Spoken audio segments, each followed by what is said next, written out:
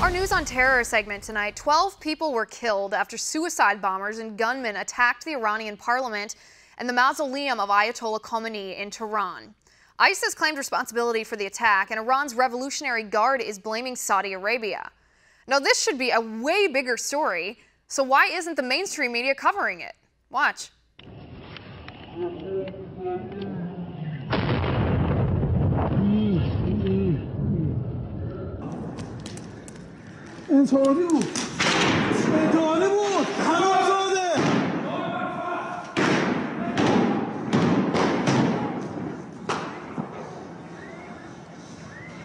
Joining me now from the Center for Security Policy, Director of the Threat Information Office, Kyle Scheidler. Kyle, good to see you.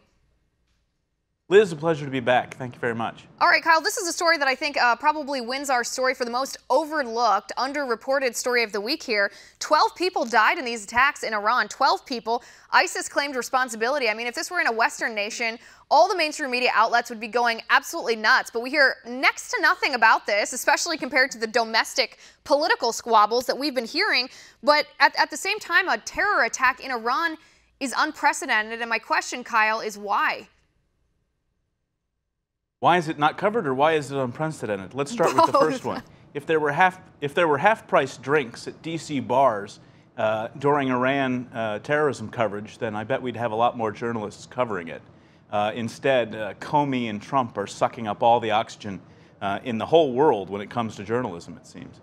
Right, and I guess my question too, and it's the second prong of that question, is this attack was on the parliament in Iran, but also on the tomb of the founder of the nation. Highly symbolic places for the attack to be waged. Clearly, what was the message? What was the point of the attacks on those particular locations? And also heavily secured areas. So I think we want to keep that in mind as we think about this incident. Now, Islamic State has threatened Iran many, many times. Anti-Shiite propaganda is part of Islamic State's parlance, and attacks on Shiites in Yemen, Saudi Arabia, and Iraq are part and parcel of what Islamic State does. But attacks on Iran are relatively new.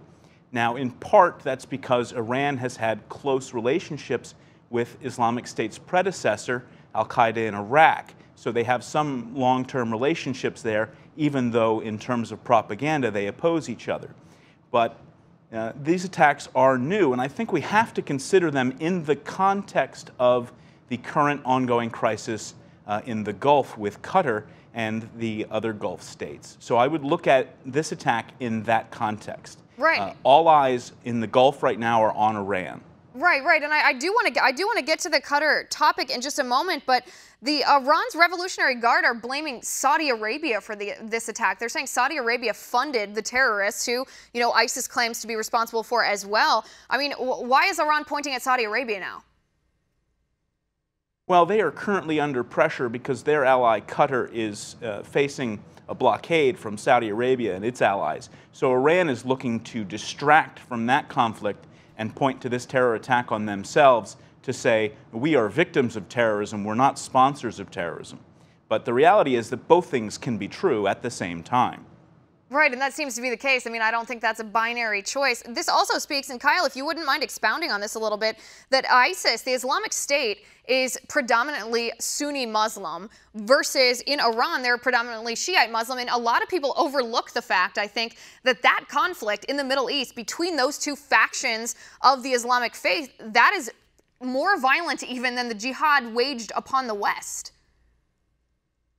That's quite true, and it's been part of Islamic State's effort to draw attention to their role as what they see themselves as the protectors of the Sunnis, particularly with the aggressive role that Iranian-backed Shiite militias play in Iraq. So Islamic State has played up itself as protectors of the Sunnis in part in order to recruit members to its jihad.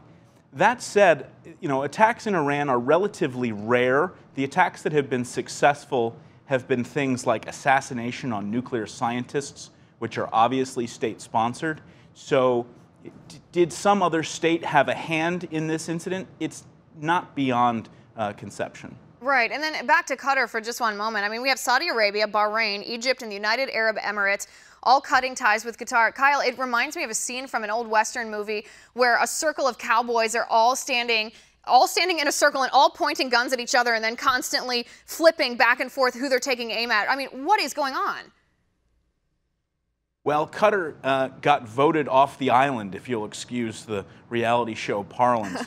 They are not strangers to terror finance. They're probably the largest terror finance state on the Sunni side, ignoring Iran for a moment. They are major supporters and funders of the Muslim Brotherhood and supporters of Hamas. Now, the Sunni states, most particularly the United Arab Emirates, but also Saudi Arabia and Egypt, have had enough of the Muslim Brotherhood and undermining security and stability in their countries. And so they are responding to that aspect of the threat from terror, the threat to their own regimes. And they have said it is time for Qatar to stop this. Now, this happens in the context of the Riyadh summit with President Trump, who told in no uncertain terms the Sunni leaders that they needed to drive out terrorists from their midst. And it seems clear that when they heard this, the Gulf states thought, ah, that's Qatar. Right, I guess so. It's a mess for sure. Kyle, I appreciate you coming on the show, clearing this up, because I think a lot of times, like I said at the beginning of the segment, it's an overlooked topic because it doesn't seem to impact us here in the United States, and we shouldn't, because that danger, it starts there, it boils over, and it comes to Europe, and then it comes here.